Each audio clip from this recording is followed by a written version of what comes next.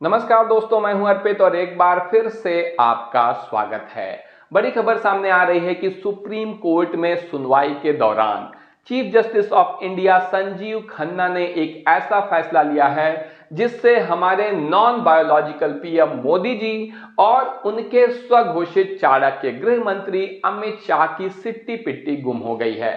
इतना ही नहीं, इसका असर नए नवेले मुख्य चुनाव आयुक्त ज्ञानेश कुमार पर भी पड़ा है, जो कि राजीव कुमार का फैसला पलटने को मजबूर हो गए हैं, जो इसी पद पर इनके पूर्ववर्ती हुआ करते थे। राजीव कुमार ने जितना रायता फैलाया है, अब ज्ञानेश कुमार उसे समेट नहीं पा रहे हैं। ये सारा कुछ हुआ है टीएमसी सांसद महुआ मोइत्रा, जो कि ममता बनर्जी की पार्टी की सांसद हैं, इनकी याचिका पर सुनवाई के दौरान ये सारी चीजें सामने आई हैं। आप देख सकते हैं, नव भारत टाइम्स की ये रिपोर्ट है कि बूथवार मत प्रतिशत आंकड़ा अपलोड करने को लेकर चुनाव आयोग ने सुप्रीम कोर्ट में जो जवाब दिया है, ज्ञानेश कुमार ने जो जवाब दिया है, उससे न केवल राजीव कुमार बल्कि मोदी सरकार भी फंस चुकी है। आप देख सकते हैं कि राजीव कुमार अब पूरी तरह से एक्सपोज हो गए हैं ज्ञानेश कुमार की वजह से। और इसके अलावा जो साठगांठ चल रही है पिछले काफी समय से, लंबे समय से चुनाव आयोग और मोदी सरकार के बीच में, वो भी खुलकर सामने आ गई है। आप देख सकते हैं, सरकार ने किए चुनाव संचालन नियमों में बदलाव, आम लोग अब नहीं मांग सकेंगे इलेक्ट्रॉनिक रिकॉर्ड। ये फैसला सरकार ने लिया चुनाव आयोग को बचाने के लिए, और ये नियम है 1961 के नियम को बदला था। और ऐसा इसलिए किया गया था क्योंकि हरियाणा विधानसभा चुनाव में जहां खुद गोदी मीडिया कह रही थी कि बीजेपी चुनाव नहीं जीत सकती, चुनाव हारने जा रही है, वहां आखिरकार भाजपा ने क्लीन स्वीप किया, चुनाव जीता, सरकार बनाई और धांधली के बहुत सारे मामले सामने आए। यहां तक कि 20-22 सीटों पर फिर से वोटिंग की मांग भी सामने आई थी, लेकिन कोई ध्यान नहीं दिया सरकार ने और उस वक्त के चीफ जस्टिस चंद्रचूड़ ने।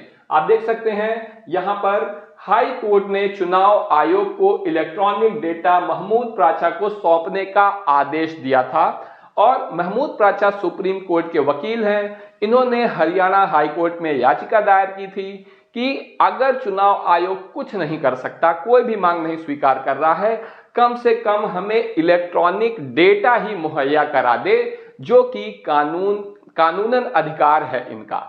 ऐसे में लंबे समय तक चुनाव आयोग इधर उधर की बातें करता रहा, टाइम पास करता रहा, लेकिन जब बचने का कोई भी रास्ता सामने नहीं आया तो मोदी सरकार बचाव में आई। चुनाव आयोग के चुनाव नियमों में सरकार ने किया बदलाव, इलेक्ट्रॉनिक रिकॉर्ड नहीं मांग सकेंगे आम लोग, ये फैसला मोदी सरकार ने लिया। और जब कोर्ट में चुनाव आयोग ने जवाब दिया कि हम डेटा नहीं दे सकते महमूद प्राचा को क्योंकि नियम बदल चुके हैं, तो बहुत ज्यादा बवाल हुआ। विपक्ष ने भी, मीडिया ने भी, जो जरा बहुत मीडिया बचा है, सभी ने इस मामले की बुरी तरीके से आलोचना की। हालांकि मोदी सरकार की सेहत पर कोई खास असर नहीं पड़ा, लेकिन बीजेपी और चुनाव आयोग के बीच जो साठगांठ है उसका खुलासा हो गया, वो खुलकर सामने आ गई। राजीव कुमार और चुनाव आयोग की साख को बट्टा भी लगा, क्योंकि राजीव कुमार उस वक्त के मुख्य चुनाव आयुक्त हुआ करते थे।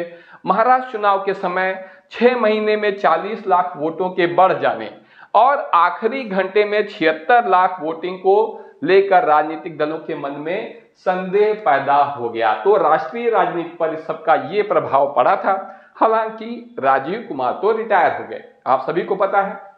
अभी तक बात होती है कि इनके जेल जाने की नौबत आती रहती है समय समय पर, जैसे जैसे कोर्ट की कार्रवाई आगे बढ़ती है, लेकिन ये रिटायर हो गए हैं और इनकी जगह पर ज्ञानेश कुमार इस कुर्सी पर बैठे हैं। इनकी सारी कारगुजारियों का इन्हें जवाब देना पड़ रहा है और अब ऐसा लग रहा है कि ज्ञानेश कुमार भी पल्ला झाड़ने के मूड में आ गए हैं।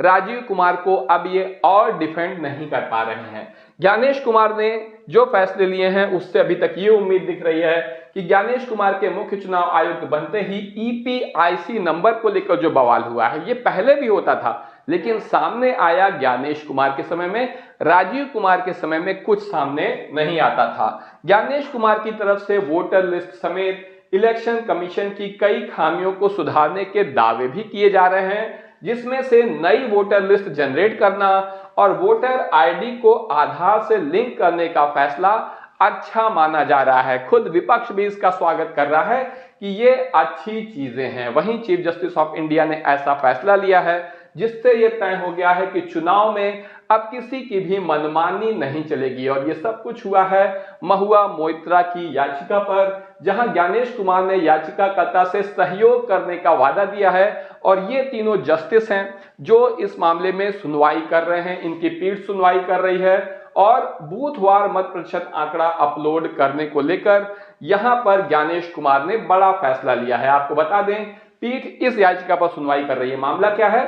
Chief justice Sanjeev Khanna, justice Sanjay Kumar और जस्टिस के.वी. विश्वनाथन की पीठ तृणमूल कांग्रेस सांसद महुआ मोइत्रा और NGO association for democratic reform द्वारा 2019 में दायर जनहित याचिका पर सुनवाई कर रही थी। इन याचिकाओं में चुनाव आयोग को निर्देश देने की मांग की गई थी। ध्यान से सुनिएगा कि वह लोकसभा और विधानसभा चुनाव में मतदान समाप्ति के 48 घंटे के भीतर अपनी वेबसाइट पर बूथवार मतदान का डेटा अपलोड करे, यानी किस बूथ पर कितनी वोटिंग हुई है 48 घंटे के भीतर अपनी वेबसाइट पर चुनाव आयोग सारा डेटा दे दे।